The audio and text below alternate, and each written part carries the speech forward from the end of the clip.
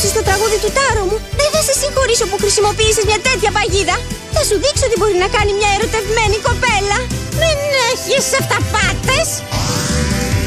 Αυτό είναι το τραγούδι της Γοργόνας, ξεκινάμε! Στο γαλανό ουρανό γίνομαι χρώμα κι εγώ. Το μακρινό παρελθόν ξαφνικά ζωντανεύει. Με μαγεύει, οι αναμνήσεις όλες μπροστά μου περνούν.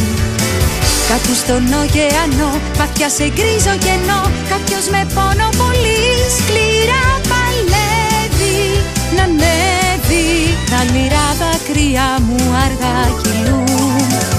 Βοήθεια από όλους σας ζητώ.